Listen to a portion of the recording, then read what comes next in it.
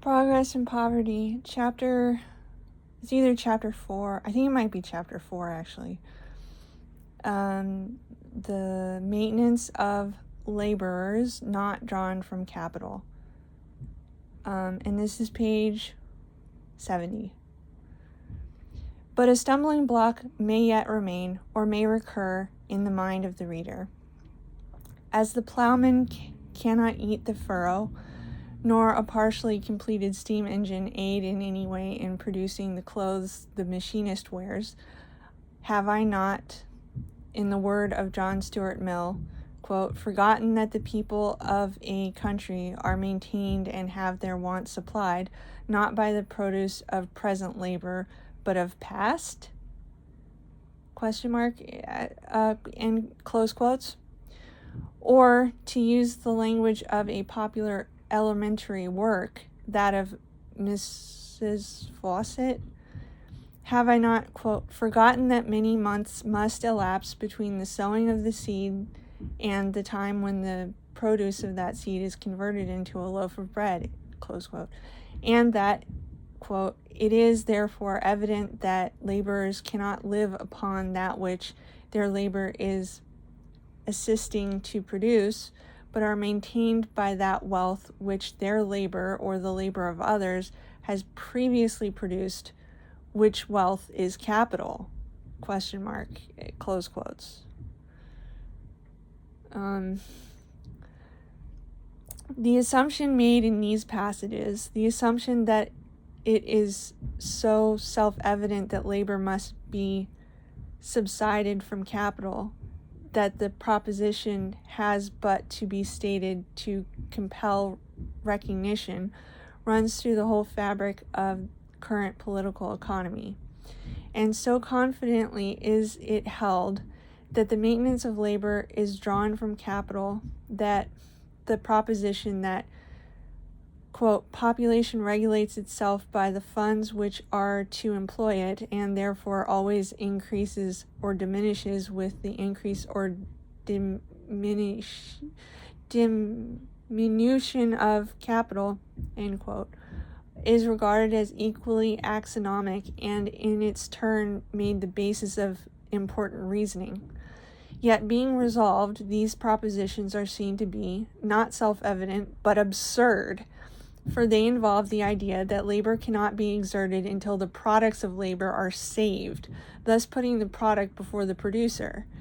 And being examined, they will be seen to derive their apparent plausibility from a confusion of thought. I have already pointed out the fallacy concealed by an erroneous definition, which underlies the proposition that because food, raiment, and shelter are necessary to productive labor, therefore industry is limited by capital. To say that a man must have his breakfast before going to work is not to say that he cannot go to work unless a capitalist furnishes him with a breakfast, for his breakfast may, and in point of fact in any country where there is not actual famine, will come not from the wealth set apart for the assistance of production, but from wealth set apart for subsistence. And as has been previously shown, food, clothing, etc., in short, all articles of wealth, are only capital so long as they remain in the possession of those who propose not to consume but to exchange them for other commodities or for productive services, and cease to be capital when they pass into the possession of those who will consume them. For in that transaction they pass from the stock of wealth held for the purpose of procuring other wealth, and pass into the stock of wealth held for the purpose of gratification, irrespective of whether their consumption will aid in the production of wealth or not. Unless this distinction is preserved, it is impossible to draw the line between the wealth that is capital and the wealth that is not capital, even by remitting the distinction to the, quote, mind of the possessor, as John Stuart Mill. For men do not eat or abstain, wear clothes or go naked, as they propose to engage in productive labor or not. They eat because they're hungry and wear clothes because they would be uncomfortable without them. Take the food on the breakfast table of a laborer who will work or not that day as he gets the opportunity. If the distinction between capital and non-capital be the support of productive labor, is this food capital or not? It is as impossible for the laborer himself as for any philosopher of the Ricardo Mills school to tell. Nor yet can it be told when it gets into his stomach, nor, supposing that he does not get work at first, but continues the search, can it be told until it has passed into the blood and tissues. Yet the man will eat his breakfast all the same. But though it would be logically sufficient, it is hardly safe to rest here and leave the argument to turn on the distinction between wealth and capital. Nor is it necessary. It seems to me that the proposition that present labor must be It seems to me that the proposition that present labor must be maintained by the produce of past labor will, upon analysis, prove to be true only in the sense that the afternoon's labor must be performed by the aid of the noonday meal, or that before you eat the hare, he must be caught and cooked. And this, manifestly, is not the sense in which the proposition is used to support the important reasoning that is made to hinge upon it. That sense is that before a work which will not immediately result in wealth available for sustenance can be carried on, there must exist such a stock of subsistence as will support the laborers during the process. Let us see if this is true. The canoe which Robinson Crusoe made with such infinite toil and pains was a production in which his labor could not yield an immediate return. But was it necessary that, before he commenced, he should accumulate a stock of food sufficient to maintain him while he felled the tree, hewn out the canoe, and finally launched her into the sea? Not at all. It was necessary only that he should devote part of his time to the procurement of food while he was devoting part of his time to the building and launching of the canoe.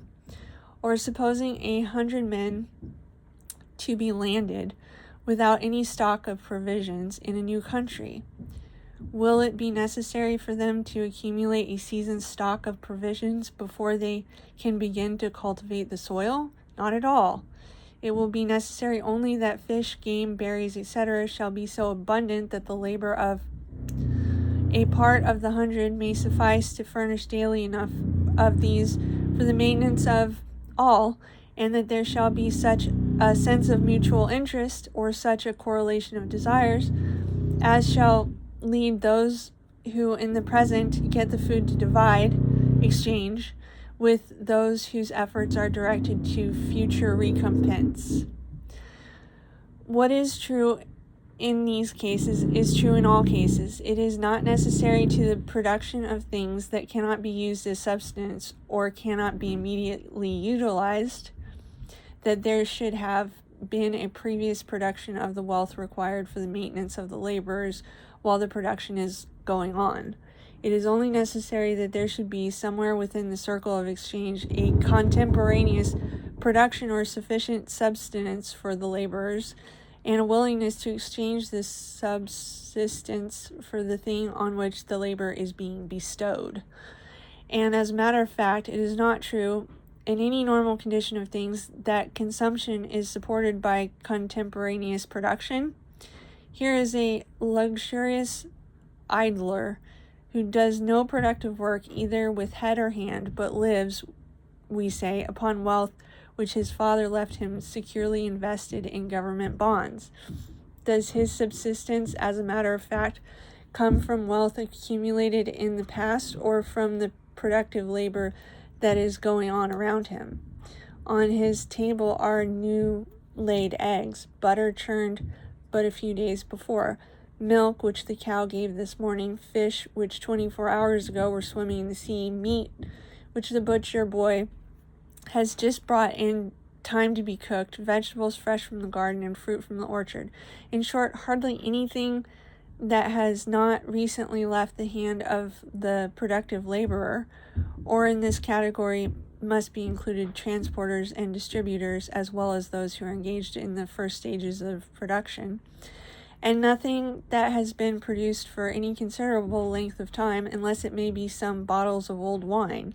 What this man inherited from his father, and on which we say he lives, is not actually wealth at all, but only the power of commanding wealth as others produce it. And it is from this contemporaneous production that his subsistence is drawn.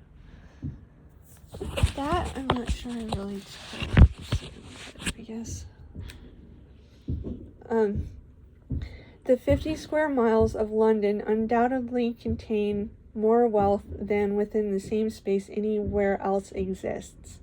Yet, were productive labor in London absolutely to cease, within a few hours people would begin to die like rotten sheep, and within a few weeks, or at most a few months, hardly one would be left alive. For an entire suspension of productive labor would be a disaster more dreadful than ever yet befell a beleaguered city.